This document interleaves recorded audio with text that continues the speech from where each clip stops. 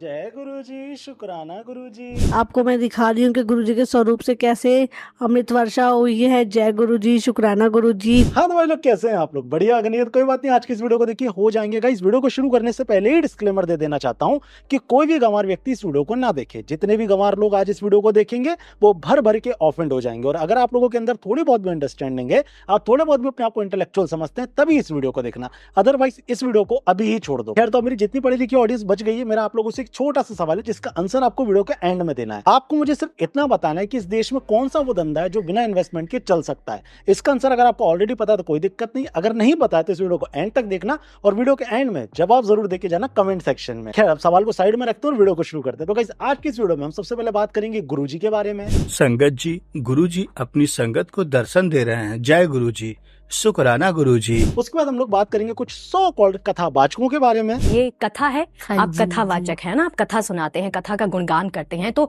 उससे हमें सीख मिलती है। और वीडियो के एंड में एक बहुत ही ज्यादा इंपॉर्टेंट और ऑफेंसिव चीज मैंने रखी है, उसको ध्यान से देख लीजिएगा क्योंकि ये काफी ज्यादा जरूरी है उन लोगों के लिए जो धर्म में अपना विश्वास रखते हैं या धर्म की परंपराओं को मानते हैं। खैर, तो मेरे ख्याल से वीडियो का इतना ओवरव्यू काफी होगा। वीडियो को शुरू करते हैं, तो चलो भाई। देखो अब मैं क्या करता हूँ।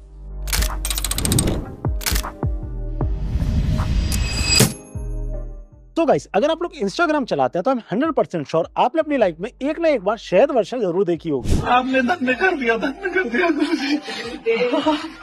आपने धन्य कर दिया।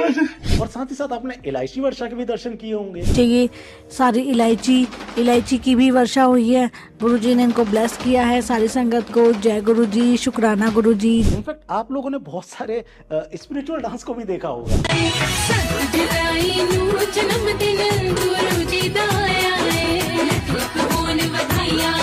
तो गाइस, अगर आप लोग इंस्टाग्राम चलाते हैं तो डेफिनेटली आपने कभी ना कभी इन गुरुजी के फोटो को देखा होगा। अब ये कौन है, क्या है, ये एक्सप्लेन कर देता हूँ। सो गाइस, इन गुरुजी का असली नाम है निर्मल सिंह जी और इनका जन्म हुआ था 7 जुलाई 1954 पंजाब में। अब अगर बात की जाए इनकी एजुकेशन की तो ये काफी ज्यादा पढ़े लिखे थे, इन्होंने डबल MA किया था। और अगर बात की जाए इनकी स्पिरिचुअल जर्नी की तो 1975 में इन्होंने उसकी शुरुआत की थी। 1975 में इन्होंने अपने घर को छोड़ दिया था और शुरुआत कर दी थी अपनी स्पिरिचुअल जर्नी। अब देखिए गाइस, जैसे इन्होंने अपने घर को छोड़ा, इनके काफी सारे किस्से मशहूर होने लगे लोकल क्षेत्रों में। ऐसा बताया जाता है कि ये किसी को बिना टच करे सिर्फ अपनी स्पिरिचुअल ताकत से, यानी कि अपनी आध्यात्मिक शक्तियों से उसको सही कर देते थे। ठीक है, और ये सारी जो बातें वो लोगों के बीच फैलने लगी और लोग इनके पास आने लगे, इनके दर्शन करने को, इनकी सेवा करने को और इनका आशीर्वाद लेने को। थोड़ा टाइम बाद इन्होंने एक मंदिर का निर्माण किया जो कि दिल्ली में, जिसको बड़े मंदिर के नाम से जाना जाता है। ठीक है, फिर आता है वो समय जब गुरुजी ने ले ली महासमाधि। तारीख थी 31 मई साल था 2007 और उसी समय गुरुजी ने महासमाधि ले ली, यानी कि वो ब्रह्म में लीन हो गए। तो ये मैंने आपको पूरा इंट्रोडक्शन दे दिया गुरुजी का कि इनका जन्म कब हुआ, इनकी स्पिरिचुअल जर्नी कैसे शुरू हुई और कैसे इन्होंने अपने शरीर को त्याग दिया। तो गाइस, अभी तक आप गुरुजी के बारे में बेसिक चीजें जान गए होंगे, कैसे इनका जन्म हुआ, कैसे उन्होंने अपनी स्पिरिचुअल जर्नी की शुरुआत करी और कैसे इन्होंने महासमाधि ली। ये वो बेसिक चीजें जो सबको पता होनी चाहिए। लेकिन आपको ये सारी चीजें छोड़ के सब कुछ पता है कि कैसे किसी के घर में शहद वर्षा हो जाती है, कैसे अमृत वर्षा हुई है। जय गुरु जी, शुक्राना गुरु जी। जैसे इंस्टाग्राम स्क्रॉल करते करते गुरुजी का फोटो एकदम से सामने आ जाता है। पुत्र, आज मटर पनीर की सब्जी बनाइयो। पुत्र, आज तेरी मम्मी को दर्शन देने आऊंगा। ये वो चीजें जिसको कोई भी नॉर्मल इंसान जब पहली बार देखेगा उसे हंसी आ जाएगी, क्योंकि उसके लिए पाखंड से बड़ा कुछ और नहीं होगा। अब अगर अपन बात करें रियलिटी की तो नो डाउट गाइस, मेरे को नहीं पता कि ऐसे चमत्कार हुए हैं या नहीं और वाकई में शहद वर्षाएं होती हैं कि नहीं। लेकिन हाँ, गुरुजी के वो फॉलोअर्स जो उनकी महासमाधि से पहले से उनके साथ थे, उनका यही कहना है कि इस तरीके की कोई चीज नहीं होती है। ये कुछ बिजनेसमैन लोग हैं जिन्होंने इस चीज को बना लिया है और कुल मिला के आप लोगों का मूर्ख बनाते हैं जो गुरुजी के भक्त हैं। तक आप लोग ये इलायची वर्षा, मोर की वर्षा, शहद वर्षा, पता नहीं कौन कौन सी वर्षा, मुझे नहीं पता भाई कौन सच है कौन झूठ है क्या है। जब तक इन चीजों पर जय गुरु जी करते रहोगे तो ये इलायचियों की वर्षा होती रहेगी। मेरे से ले जाओ इलायचियां जितनी चाहिए, आप मेरे से ले लो। इलायची खानी है तो मेरे से ले लें। गुरु जी को परेशान मत करो इलायचियों के लिए। देखिए गाइस, गुरुजी ने अपने जीवन में कभी कोई प्रवचन नहीं दिया, कभी कोई ऑन टीवी आके जैसे आजकल चलते हैं ऐसे कोई मिरेकल्स नहीं दिखाए और ना ही इस तरीके की बातें करी जिस तरीके की बातें आज की डेट में इंटरनेट पे चलती। तो नो डाउट हमें कभी भी गुरुजी को हेट नहीं करना चाहिए, क्योंकि जेन्युइनली इसमें उनकी कोई गलती नहीं है, बल्कि गलती उन लोगों की है जो इनके नाम पे बिजनेस कर रहे हैं। देखिए गाइस, अब मैं आपको कुछ बेसिक चीजें बताने वाला हूँ जो आपको इनके बारे में पता होनी चाहिए, क्योंकि इनके जो सो कॉल्ड नए नए भक्त हैं जो शहद वर्षा करा रहे हैं, ये चीज आप तक नहीं पहुंचने देंगे। पहली चीज, गुरुजी ने अपने जीवन में कभी भी कोई पॉलिटिकल ओपिनियन नहीं दिया। किया। इनके बहुत सारे भक्त थे, ये भी चाहते थे उनका यूज कर सकते थे, जैसे राम रहीम ने किया, लेकिन नहीं, गुरुजी ने कभी भी किसी भी पॉलिटिकल पार्टी का सपोर्ट नहीं किया, पहली बात। दूसरी बात, इनके दरबार में जो भी व्यक्ति जाता था उसको अंकल आंटी कहा जाता था, यानी कि जाति रंग भेद इसका कोई भेदभाव नहीं था इनके दरबार में। साथ ही साथ तीसरी चीज, इनके जितने भी भक्त थे उनको एक तरीके से ये बोला करते थे कि अच्छे से रहो, लग्जरी के साथ रहो, जो कि मैक्सिमम टाइम पे नहीं कहते हैं बाबा। कहीं लेके हमको जाते थे तो कहते थे टॉर ना लाई, मतलब अच्छे से तैयार व्यार। और एक और word to add to it, stylish. Stylish कपड़े पा के हाँ, ये दो शब्द जरूर बोलो। और स्टाइलिश, मतलब ही ऑलवेज वांटेड हमारा जो गुरुजी की संगत है, इट इज समवेयर हियर अब। तो पॉइंट इज दैट किसी भी व्यक्ति की सिर्फ बुराइयां नहीं देखनी चाहिए, अच्छाइयां भी देखनी चाहिए। और नो डाउट आज की डेट में वो हमारे बीच तो है नहीं कि जस्टिफिकेशन दे दें, पहली बात ये हो गई। दूसरी बात, यहाँ पे मैं सिर्फ जनता को ही गलत नहीं कहूंगा, कुछ जो गुरुजी के भक्त हैं और बोला जाए तो अंधे भक्त हैं, उनकी भी गलती होती है। फॉर एग्जांपल, मैंने कई सारी ऐसी वीडियोस देखी हैं जिसमें लोग ये बोलते हैं कि जो गुरुजी हैं वही शिव जी हैं। तो मैंने गुरुजी से पूछा, गुरुजी आप कभी सोते हैं? गुरुजी इतने प्यार से मुस्कुराए, केवल भगवान ही ऐसे मुस्कुरा सकते हैं, ये मैं बता सकता हूं आपको। और गुरुजी के शब्द थे, and I will repeat them exactly as he said. गुरुजी ने कहा, मैं सोऊंगा तो सृष्टि को कौन देखेगा? If I sleep who will look after the creation? गुरुजी ने रिवील कर दिया हु ही वाज। गुरुजी महाशिव हैं। इनफैक्ट ये इस चीज को प्रूव करने की भी कोशिश करते हैं। लेकिन आज मैं आपको उन 4 ठोस तथ्यों यानी सबूतों से अवगत कराऊंगा जो स्पष्ट बताते हैं कि गुरुजी और शिव में कोई अंतर नहीं। देखिए गाइस, अब कॉमन सेंस वाली बात करते हैं। मैं भगवान शिव का बहुत बड़ा भक्त हूं, और जब कोई व्यक्ति मुझे प्रूव करने लग जाएगा कि कोई संत या कोई महात्मा भगवान शिव है, तो नो डाउट मुझे बुरा लगेगा। और मुझे बुरा लगेगा तो ये मेरी समझ है, मेरी बुद्धि है कि मैं किस तरीके से रिटेलिएट करूंगा। बहुत सारे लोग ऐसे हैं जिन्हें ज्यादा बुरा लगा होगा, और इसीलिए वो इस तरीके की रिटेलिएशन देते हैं जो इनके भक्तों को ज्यादा बुरे लगते हैं। तो पॉइंट इज दैट, कुल मिला के बात इतनी सी है, थोड़ा सा अपना इंटेलेक्चुअल लेवल बढ़ाओ गाइस। हर जगह पे एक चीज को प्रूव करने की जरूरत नहीं है। जब तुम आडंबर और इस तरीके के ढोंग धतूरे प्रूव करने लग जाते हो तो तुम्हारा मजाक उड़ता है। अगर आपके मीम्स बन रहे हैं तो नो डाउट आपकी एक कमेटी होगी, मंदिर की कोई कमेटी होगी, उसका कोई हेड होगा। अगर नहीं है तो जो इनके रियल में भक्त हैं, जो इनके साथ रहे गुरुजी के उस टाइम पे जब इन्होंने महासमाधि नहीं ली थी, तो उन भक्तों को आना चाहिए और आके बोलना चाहिए बार बार कि ये चीज गलत है, इस चीज को प्रमोट मत करो। इनफैक्ट अगर हो सकता है तो लीगल केस भी करो। अगर ये सारी चीजें करोगे तभी ये चीजें रुक पाएंगी, अदरवाइज तुम इस तरीके की शहद वर्षा कराते रहोगे और लोग ट्रोल करने के लिए उसका यूज करते रहेंगे। और ट्रोल कौन होंगे?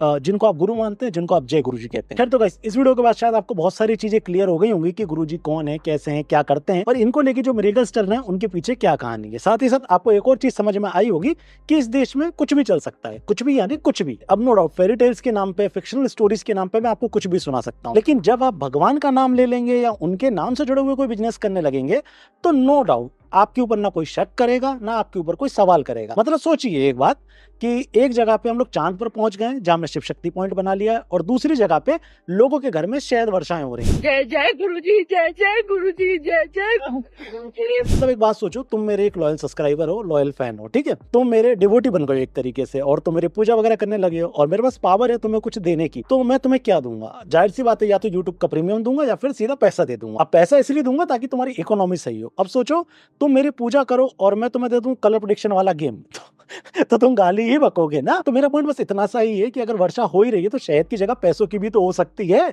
लेकिन पैसों की नहीं हो रही, हो किसकी रही है? इलायची। खैर, इस देश में चीजों पे सवाल नहीं उठाए जा सकते, क्योंकि ये वही देश है जहाँ पे बच्चों को, 8-9 साल के बच्चों को कथावाचक मान लिया जाता है। आप कथावाचक है ना, आप कथा सुनाते हैं, कथा का गुणगान करते हैं। जी हाँ गाइस, अगर आपको इनके बारे में नहीं पता तो मैं आपको आज के इस वीडियो में बहुत अच्छे से बताऊंगा। मतलब एक जगह पे देश कितनी तरक्की कर रहा है, प्रदेश कितनी तरक्की कर रहा है, और तरक्की से याद आया हरियाणा। हरियाणा के बारे में मैं आपको कुछ बताना चाहूंगा। देखिए गाइस, पहले के टाइम में हरियाणा में सिर्फ फॉर्च्यूनर दौड़ा करती थी, लेकिन आज की डेट में डेवलपमेंट फुल स्पीड में चल रही है। नायब सिंह जी की सरकार ने वुमेन सेफ्टी के लिए दुर्गा शक्ति ऐप के थ्रू जो पावर है महिलाओं को लेके, वो उन्हीं के हाथ में दे दिया। साथ ही साथ हमारे अग्निवीरों को भी 10% का कोटा मिला है जॉब्स में, और फार्मर्स के लिए 24 क्रॉप्स पे एमएसपी का 1 ऑफर भी तो चालू है। पहले जॉब्स के लिए सेटिंग वेटिंग हुआ करती थी, लेकिन आज की डेट में हो रहा है बिना खर्ची पर्ची स्कीम से सीधा इंटरव्यू, सीधा जॉब, बस टेंशन खत्म, कांग्रेचुलेशन। इतना ही नहीं है गाइस, हैप्पी गार्ड से 22 लाख फैमिलीज फ्री में ट्रैवल कर रही है। मतलब कुल मिला के हरियाणा में ट्रैवल भी हैप्पी और फैमिली भी हैप्पी। मुझे बताने की जरूरत नहीं है, पहले सिलेंडर लेने के लिए लाइन में लगना पड़ता था, अब आपको सिर्फ एक क्लिक करना और सिलेंडर सीधा आपके पास आ जाएगा। हरियाणा पे जोक करना सबको आता है, लेकिन अब टाइम है हरियाणा के डेवलपमेंट को सीरियसली लेने का, और भाई मुझे फुल यकीन है हरियाणा के लोग अपने फ्यूचर को सॉलिड बना।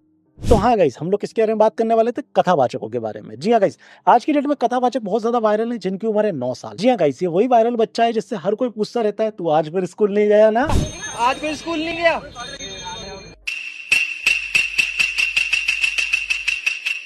नहीं पता उनको बताना चाहूंगा, इनका नाम है अभिनव अरोरा और ये भक्ति रिलेटेड कंटेंट डालते हैं। पास में मैंने इस व्यक्ति को काफी ज्यादा सपोर्ट किया था इस बात पे कि अगर ये कोई महंगे फोन ले रहा है या फिर लग्जरी लाइफ जी रहा है तो इसमें कोई दिक्कत परेशानी नहीं है, क्योंकि देखिएगा इस मेरा ऐसा मानना है कि अगर कोई आतंकवादी या गलत काम करने वाला लग्जरी लाइफ जी सकता है तो ये तो भगवान का नाम ले रहे हैं, भक्ति कर रहे हैं, तो नो डाउट अगर इनको लग्जरी लाइफ मिल रही है तो इसमें कोई दिक्कत परेशानी नहीं है। ये मेरा पॉइंट ऑफ व्यू था और ये आज भी ऐसा नहीं कि चेंज हो गया, बस अंतर इतना है पहले मैं इसकी भक्ति को सपोर्ट करता था, लेकिन आज की डेट में ये जो पाखंड बेच रहा है, आज की डेट में ये जो अपने आप को कथावाचक क्लेम कर रहा है, मुझे इस चीज से दिक्कत है। हे नाथ नारायण वासुदेवा श्री कृष्ण गोविंद। अब आई एम 100% श्योर तुम यही बोलोगे कि सम्राट भाई तुम रिसर्च नहीं करते यार, इसने लेकिन कुछ ना कुछ तो अच्छा किया होगा तभी तो लोग इसके पैर पड़ रहे हैं। हाँ बहुत अच्छा किया, इसने इंस्टाग्राम पे एक से कंटेंट बनाया, एक बार इसको देख लो।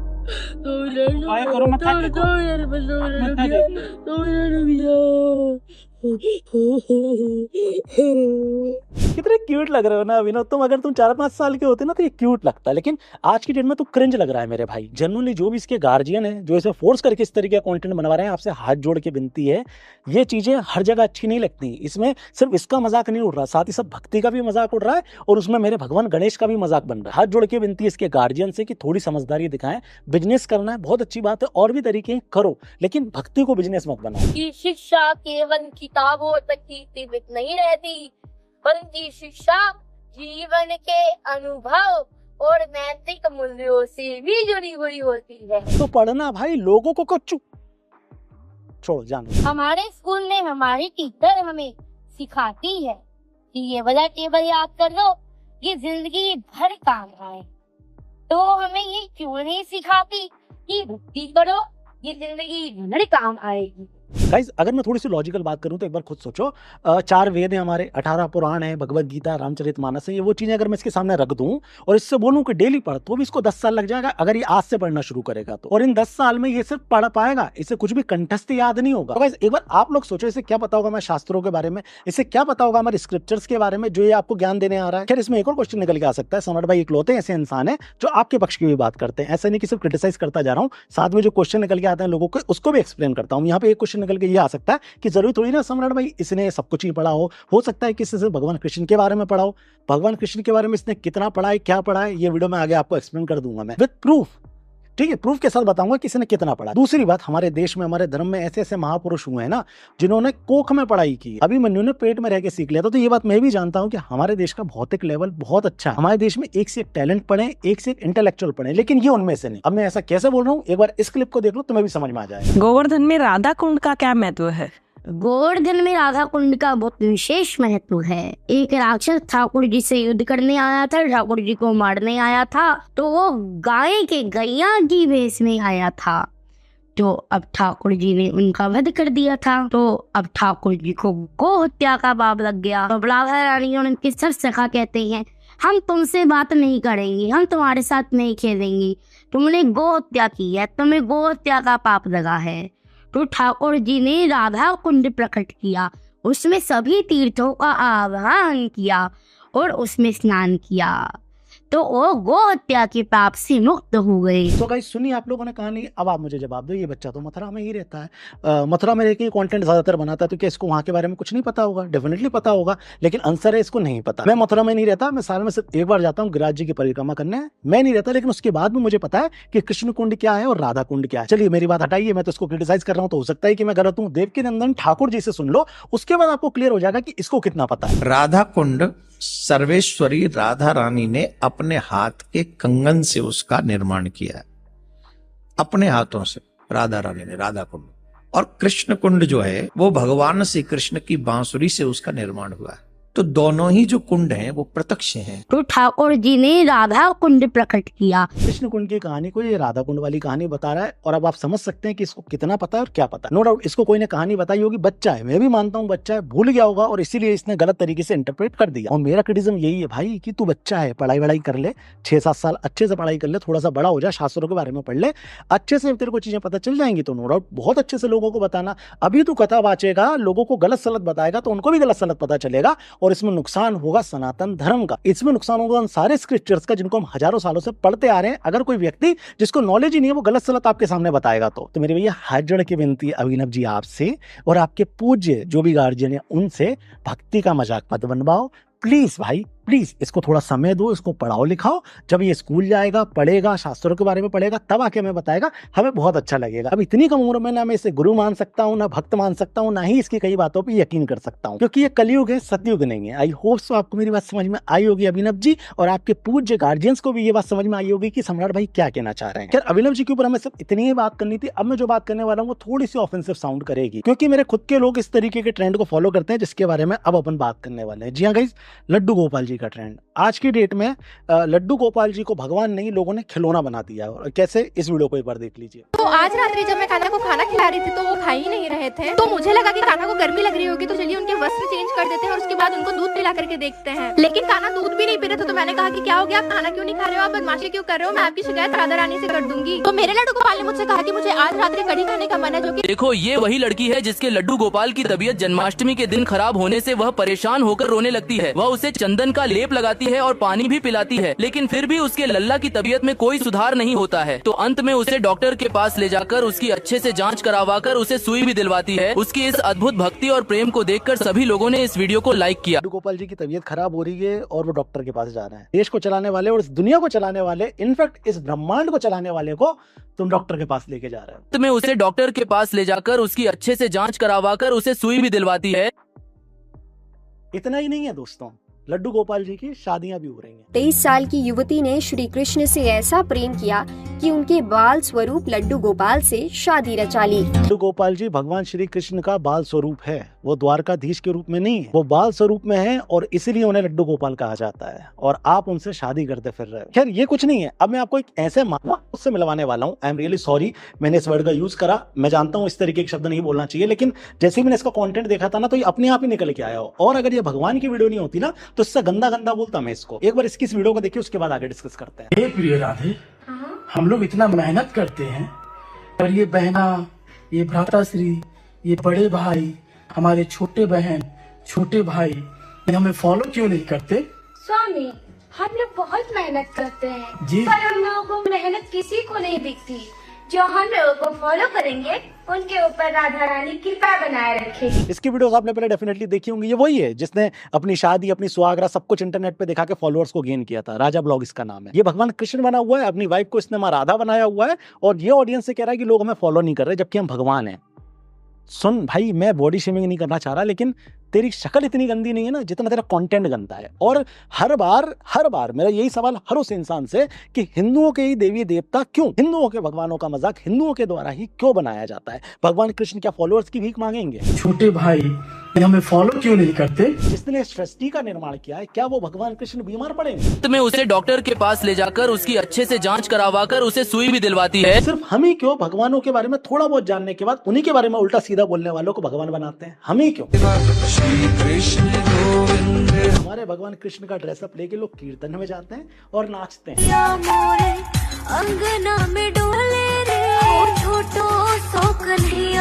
मैंने अपनी लाइफ में बहुत कंटेंट बनाया है बहुत लोगों के ऊपर, और ऐसे ऐसे लोगों के ऊपर जिनका सिर्फ एक ही काम है, आपको ऑलरेडी पता है, STSJ। मैंने हर चीज के ऊपर बोला है। हाथ जोड़ के विनती है आप लोगों से, इस तरीके की चीजों को रोको, इस तरीके की चीजों को क्रिटिसाइज करो, और प्लीज इस तरीके की चीजों को रीच मत दो। भक्ति है आपके अंदर, जाइए मंदिर जाके भगवान से प्रत्यक्ष रूप से अपनी बात कहिए। मूर्ति की जब प्राण प्रतिष्ठा होती है तो उसके अंदर हम भगवान का वास मानते हैं। जाइए मंदिर में और मूर्ति के सामने कहिए जो आपके मन की इच्छा, लेकिन इस तरीके के नौटंकी बाजों से दूर रहिए। और साथ ही साथ जो हमारे भगवान का मजाक बनाया इस तरीके से, जैसे ये राजा ब्लॉग वाले ने बनाया, आपको कोई गाली नहीं बकनी, आपको सीधा रिपोर्ट करना है। जब आप इनको रिपोर्ट करेंगे, इनकी जो वीडियोस उड़ेंगी, तब इन्हें पता चलेगा कि क्या गलत है क्या सही है, क्योंकि ये सोशल मीडिया के नंगे भूखे हैं। जेन्युइनली इनको सिर्फ फॉलोअर्स चाहिए, इनको सिर्फ पैसा चाहिए, इन्हें नहीं पता कि इन सारी चीजों से कोई आदमी ऑफेंड हो सकता है। बाकी वीडियो के एंड में हाथ जोड़ के विनती है, अगर आपको ये वीडियो पसंद आई है और आपको लगता है कि ये इन्फॉर्मेटिव है, इसको शेयर जरूर करना। इसको आप डाउनलोड करके भी शेयर कर सकते हैं, मुझे कोई दिक्कत परेशानी नहीं है। इनफैक्ट मैं कभी किसी को कॉपीराइट स्ट्राइक नहीं मारता हूँ, ना मैं ट्रेडर हूँ, ना मैं फर्जी कोर्सेज बेच रहा हूँ। तो पॉइंट इज दैट मैं कभी किसी को स्ट्राइक नहीं मारता। आप जैसे चाहे वैसे शेयर कर सकते हैं, पहली बात। दूसरी बात, जितने भी लोग हैं जो सनातन धर्म में नहीं मानते हैं और उन्हें ये लग रहा है कि वो बहुत ज्यादा सुपीरियर हैं या बहुत ज्यादा अच्छे हैं, नहीं। मैं आपको इतना महत्वपूर्ण भी नहीं समझता कि मैं बैलेंस करने के लिए आपका कंटेंट को उठाऊं, क्योंकि आप चावल और बाकी सारी चीजें जिससे आप कन्वर्ट करने के मामले में रहते हैं, मैं आपको इतना इंपॉर्टेंट नहीं समझता कि जब मैं सनातन धर्म के बारे में बात कर रहा हूं तब इन सारी चीजों को भी रख लूं। तो पॉइंट इज दैट आप ये मत समझिएगा कि मैंने आपके बारे में बात नहीं की या फिर आपके में सारी चीजें अच्छी नहीं, हर चीज में दिक्कत है। मैं चाहूँ उसको भी क्रिटिसाइज कर सकता हूँ, लेकिन मैं उतना ज्यादा इंपॉर्टेंस देना नहीं चाहता हूँ उन चीजों को, क्योंकि मुझे यहाँ पे अपने लोगों के बारे में बात करनी है। जितने लोगों के बारे में मैंने इस वीडियो में बात की है, सिर्फ इसको छोड़ के जितने भी लोगों के बारे में बात की है, मुझे किसी से कोई हेट नहीं है। साथ ही साथ अगर आप लोग सुधर जाएंगे तो मैं आपके साथ हमेशा खड़ा हूँ, हमेशा आप लोगों को समझाऊं, क्योंकि इन द एंड आप मेरे भाई हो, इन द एंड आप सनातन की बात कर रहे हो, आप धर्म की बात कर रहे हो, तो हमेशा मेरा आपको सपोर्ट रहेगा। लेकिन नौटंकी नहीं चलनी चाहिए, पाखंड नहीं चलना चाहिए। आई होप सो आपको ये बात समझ में आई होगी। बाकी तो सब सेट है, समझना बेस्ट है। बोलो मेरे साथ जय श्री राम। ये मेरा इंस्टाग्राम है, इधर आके मुझे फॉलो कर लें। ये मेरा ट्विटर है, इसे आके फॉलो कर लें। बाकी हाँ, आने वाले टाइम में कुछ चीज़ें आने वाली हैं। वीडियो थोड़ा लंबा हो गया है, इसलिए इस वीडियो में नहीं बता रहा, अगली वीडियो में बताऊंगा। वीडियो को ज़्यादा से ज़्यादा शेयर करें। मिलते हैं नेक्स्ट वीडियो में।